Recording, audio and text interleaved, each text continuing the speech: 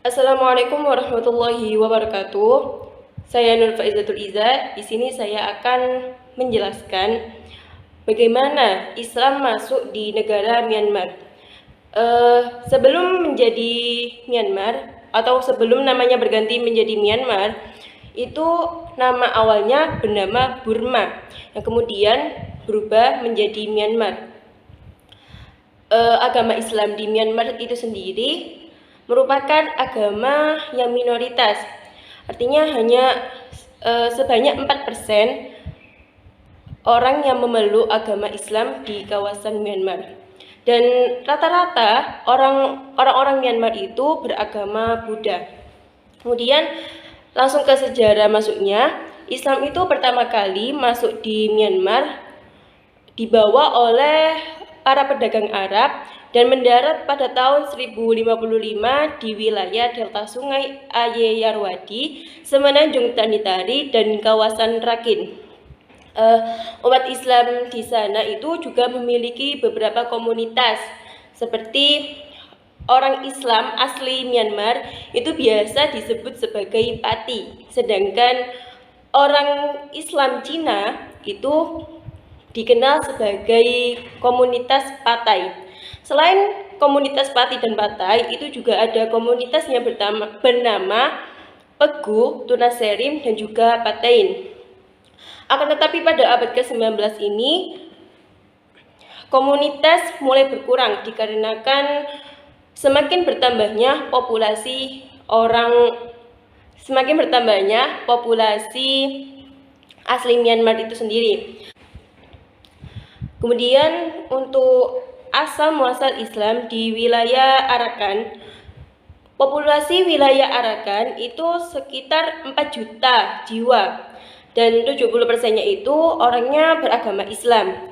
Sebelumnya Arakan ini dipimpin oleh raja yang bernama Naramakbala yang kemudian masuk ke agama Islam dan mengganti namanya menjadi Sulaiman Shah. Nah, Raja Sulaiman Shah ini akhirnya berhasil merebut kerajaannya yang sebelumnya itu direbut oleh orang-orang Buddha dari Burma ini. Yang kemudian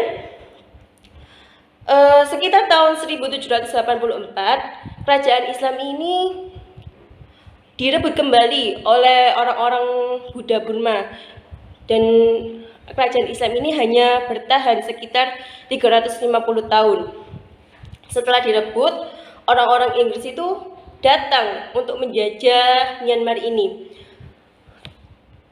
Sekitar tahun 1824 Inggris datang dan populasi Islam di kawasan ini semakin berkurang dan semakin melemah.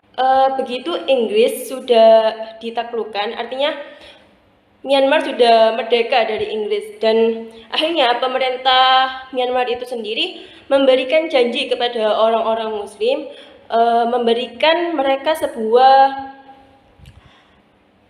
otonomi khusus.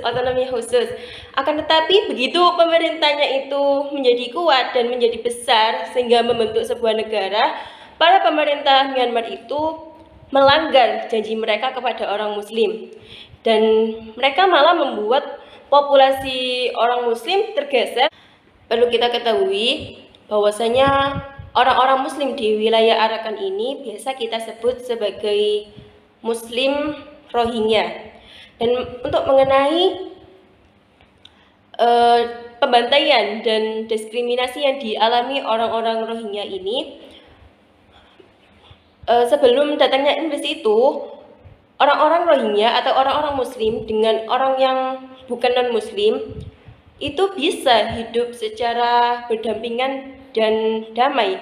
Akan tetapi begitu datangnya Inggris ke Myanmar atau Burma ini, mereka kalau nggak salah sekitar tahun 1938 Inggris mulai menurunkan tangan besinya dan mulai melakukan pembantaian terhadap orang-orang Myanmar ini, terutama orang Muslim itu sendiri. Sekitar 30.000 lebih orang-orang Muslim tewas pada saat pembantaian yang dilakukan Inggris.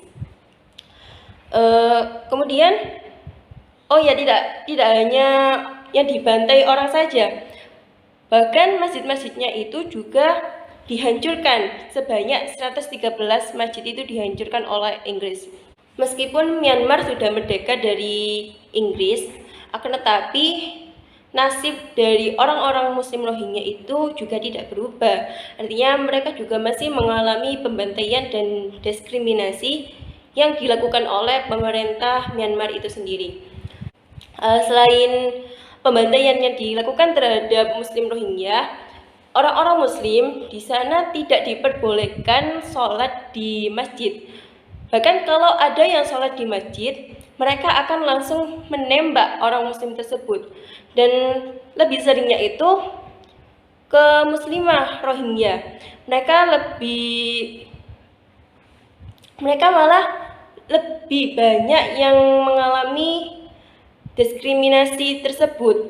Misalnya seperti pemerkosaan terhadap orang-orang Muslimah Rohingya. Kemudian semua orang Muslim itu diwajibkan untuk mempelajari nilai dan akal budi agama Buddha yang peraturan tersebut sudah ditetapkan oleh pemerintah Myanmar. Terus mengenai alasan mengapa pemerintah Myanmar itu melakukan hal tersebut, yakni melakukan diskriminasi atau pembantaian kepada orang-orang Rohingya, itu karena para pemerintah Myanmar itu menganggap bahwasanya orang-orang Muslim Rohingya itu masih keturunan Inggris, atau mereka itu dianggap sebagai orang-orang bawahan Inggris. Jadi pada saat itu juga orang-orang Muslim Rohingya itu mengalami diskriminasi yang diakibatkan oleh pemerintah Myanmar itu sendiri. Kalau bagaimana agar mereka tidak terjadi konflik itu lagi? Kalau menurut saya, pendapat saya itu seharusnya isu ini diangkat ke isu internasional agar semua negara itu tahu bahwasanya Muslim Rohingya itu tidak seharusnya mendapatkan perilaku tersebut.